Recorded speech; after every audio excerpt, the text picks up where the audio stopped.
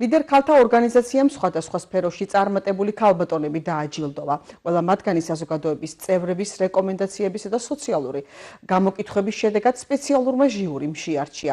რიგით მეექვსე დაჯილდოების ღონისძიებაზე ქალბატონები 20 სხვადასხვა ნომინაციაში გამოავლინეს. ლიდერ ქალთა საზოგადოება წარმოადგენს ქალთა გაერთიანებას, რომელშიც სხვადასხვა სფეროში წარმატებული 5000-მდე ქალბატონია გაწევრიანებული.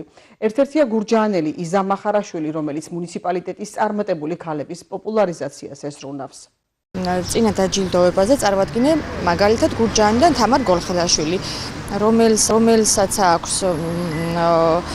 პოლიმერული ნამუშევრები, ნახე, ძალიან მომეწონა და გადავწყვიტე, რომ გურჯაანის იქით გაიცნოს ფართო საზოგადოებამ და მაქვს კიდევ გეგმაში, რომ სხვადასხვა დაჯილდოების დროს იმართება 3 თვეში ერთხელ ხოლმე, აი ესეთი ქალბატონები, მეწარმე ქალები, თქვათ, ვიღაცა სახში რაღაცას ხელნაკეთები აქვს, წარუდგინო დიდ საზოგადოებას.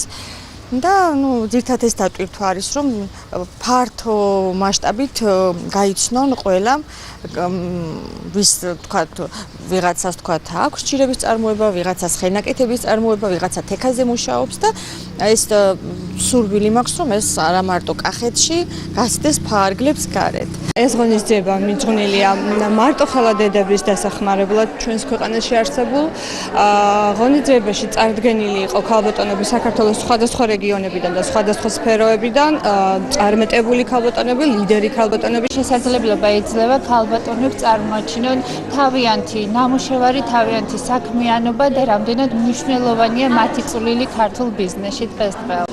ჩვენ მართავთ ასეთი ტიპის საღამოებს იმისთვის, რომ იგრძნონ, რომ საზოგადოებაში დაფასებულები არიან, გაბრანჭულები მოგზავნდნენ, თავისი პროდუქცია წარმოაჩინონ, იმიტომ რომ მათ შეუძლიათ ყოველთვის გამოფინონ ის, რაც მაგალითად გაყიდვაშია.